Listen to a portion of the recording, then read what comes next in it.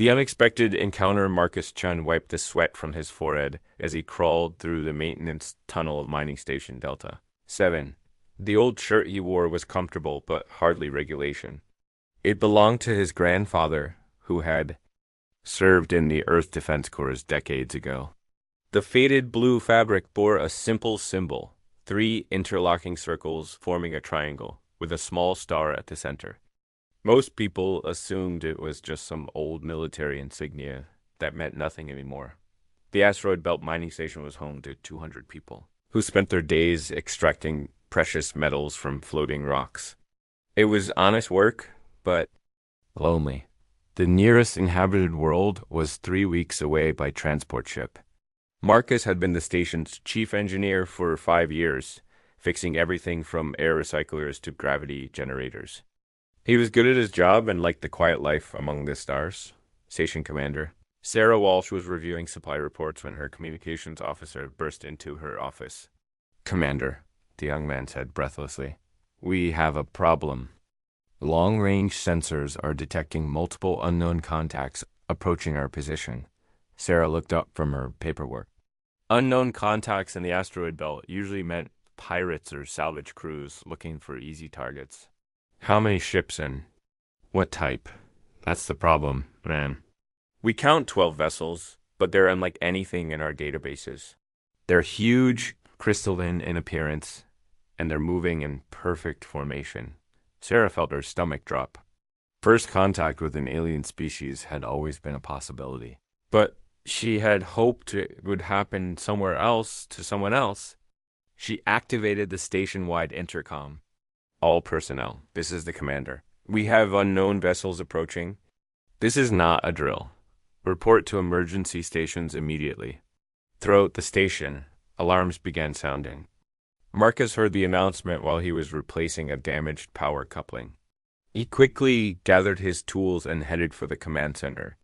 Whatever was happening, they would need all the technical expertise they could get. Dr. Elena Vasquez was already at her post when Marcus arrived. As the station's xenobiologist, she was responsible for analyzing any alien life forms they might encounter. Her hands shook slightly as she prepared her scanning equipment. "I never thought I'd actually use this stuff," she muttered. The main view screen showed the approaching vessels clearly now. They were beautiful and terrifying at the same time. Each ship appeared to be carved from a single massive crystal, reflecting light in impossible ways. They moved through space with elegant grace, like dancers performing an ancient ritual. "Commander," the communications officer called out, "we're receiving a transmission from the lead vessel." "Put it through," Sarah ordered. The view screen flickered and an alien face appeared. The being had pale blue skin that seemed to glow softly. Its eyes were large and silver, without visible pupils. When it spoke, the translation software converted its musical language into English. "Humans of the mining station," the alien said, in a voice like wind chimes. "I am Commander Kethver of the Luminary Fleet. You are trespassing in sacred space. Surrender immediately and prepare to be relocated." Sarah stepped forward. "I am Commander Sarah Walsh. This system is not claimed by any known government. We are peaceful miners operating under Earth Colonial Authority permits." The alien's expression didn't change. "Your permits mean nothing here. This system contains sites holy to our people. You will evacuate immediately or face the consequences." Before Sarah could respond, the alien cut the transmission. The 12 crystalline ships moved closer, surrounding the mining station. Energy readings spiked as the aliens powered up what were obviously weapon systems. "Commander," Dr. Vasquez said urgently, "their energy signatures are off the charts. Those weapons could vaporize us in seconds." Sarah activated the emergency.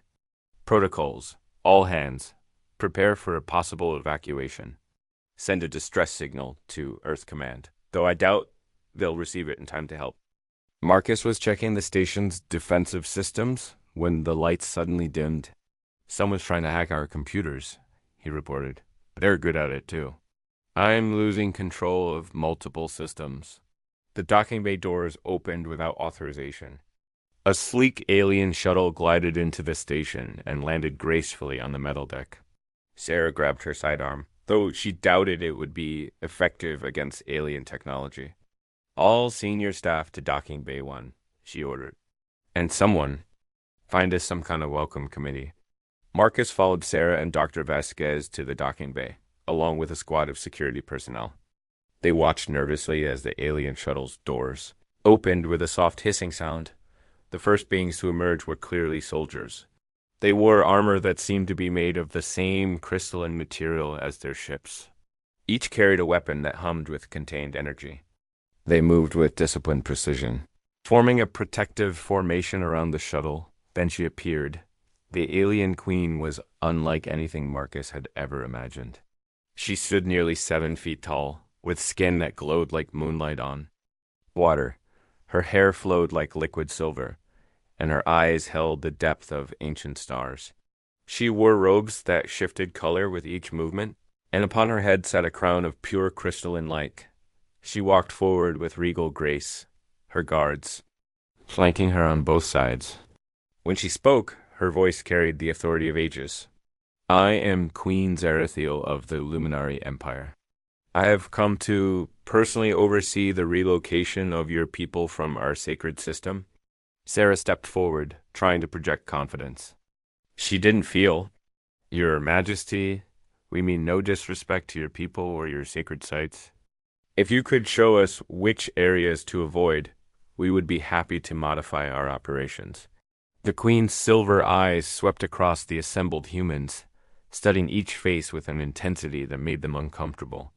Her gaze moved from Sarah to Dr. Vasquez to the security personnel, and finally settled on Marcus. She froze. Her large eyes widened as she stared at Marcus's chest, at the faded symbol on his grandfather's old shirt.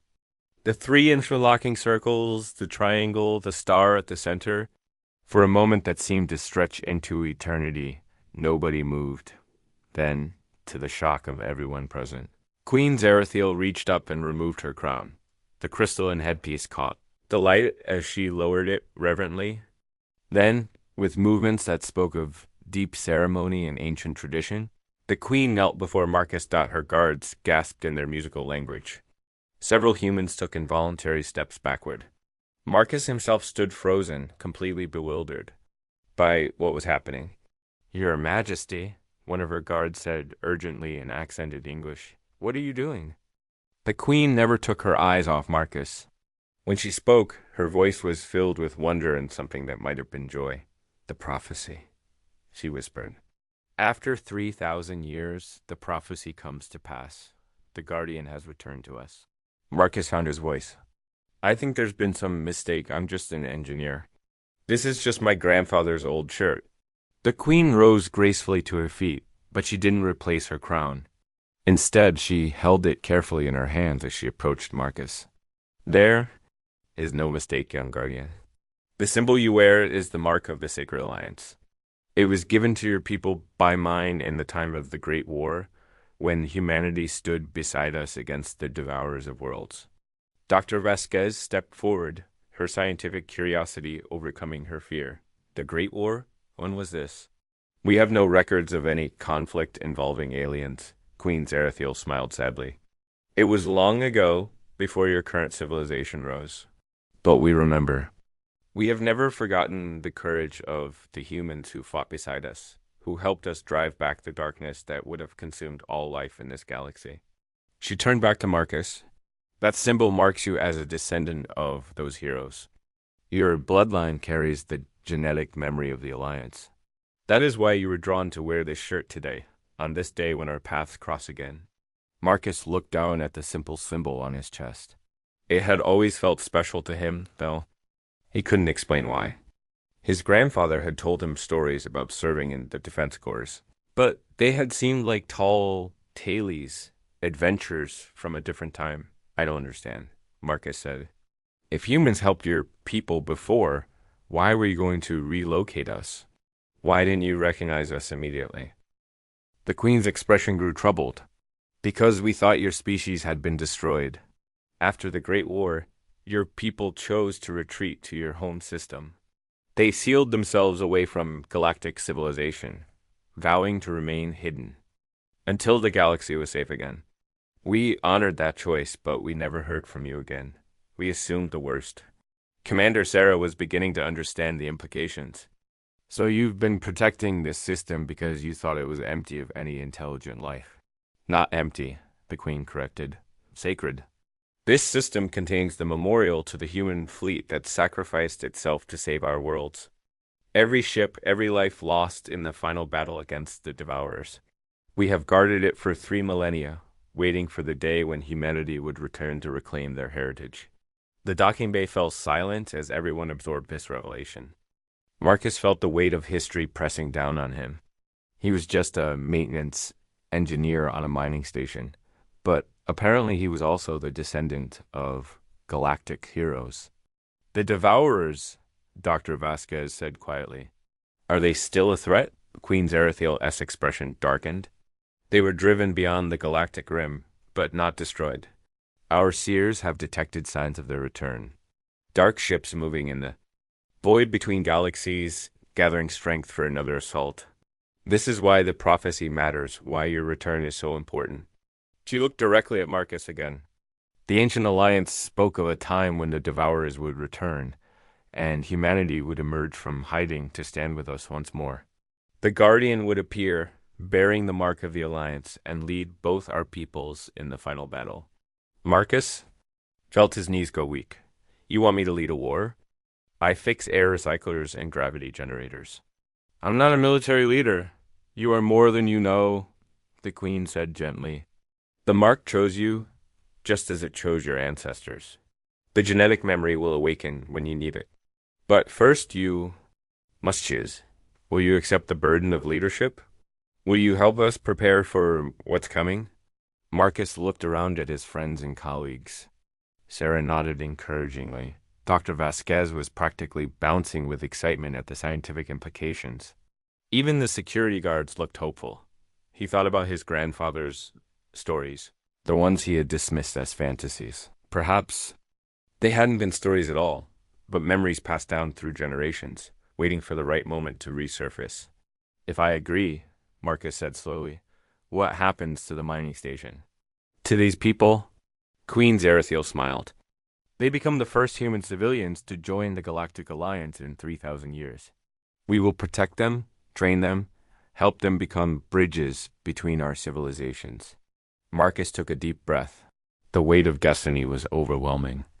But he could feel something stirring inside him, some deep knowledge that had been sleeping until now.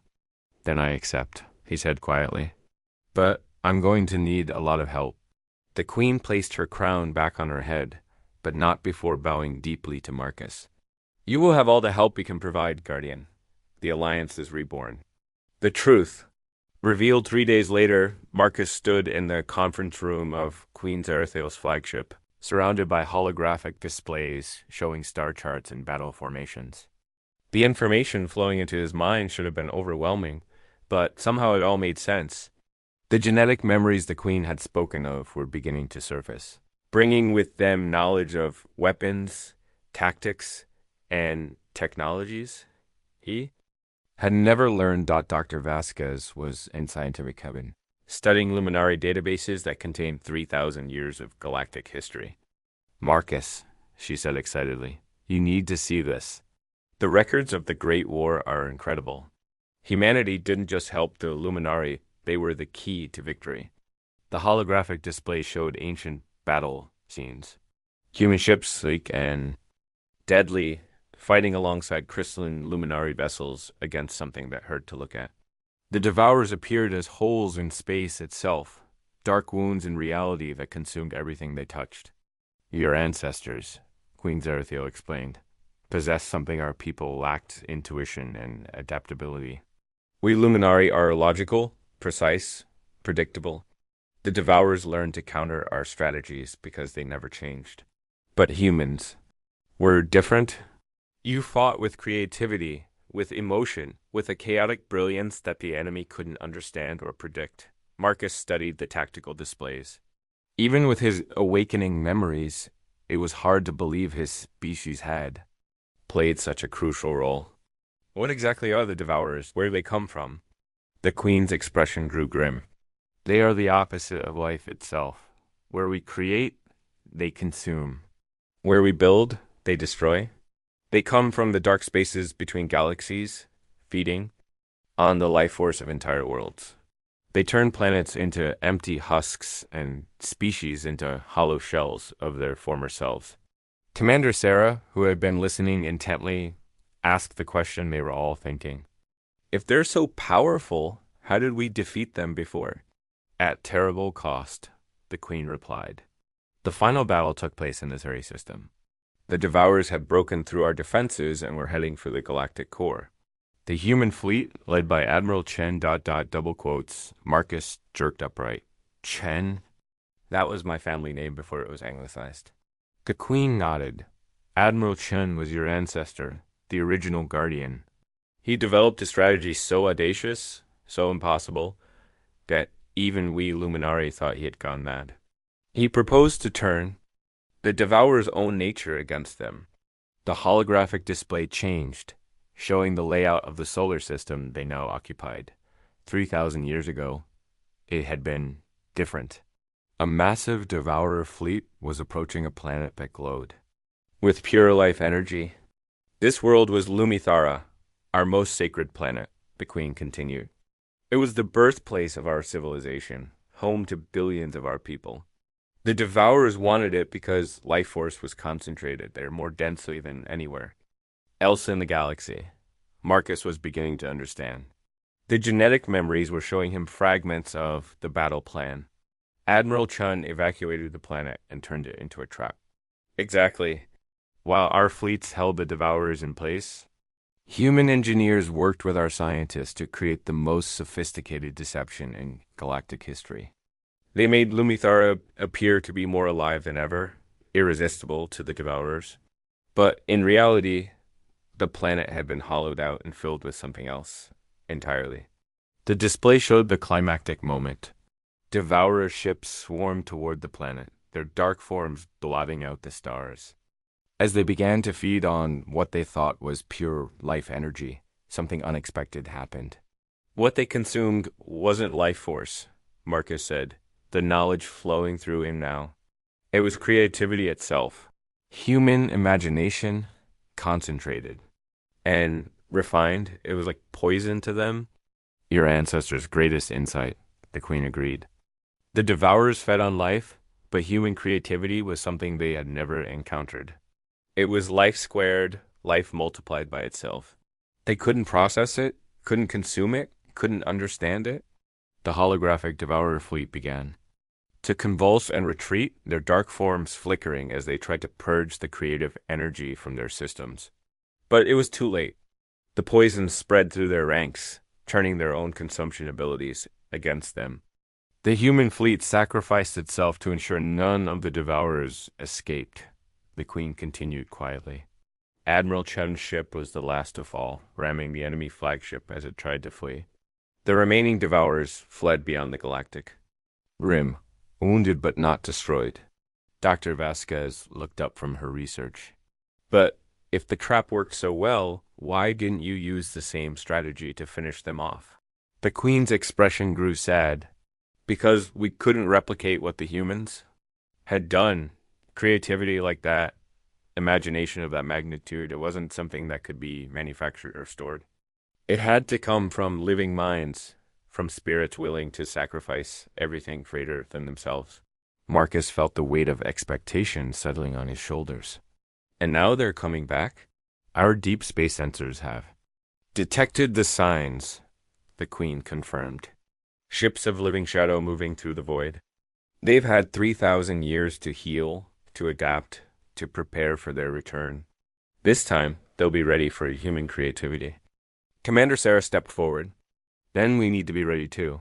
What resources can you provide? Queen Zarathiel gestured, and the holographic display changed to show massive shipyards and training facilities. The Luminari Empire has prepared for this day. We have ships, weapons, and technologies beyond your current understanding. But they won't be enough without human leadership.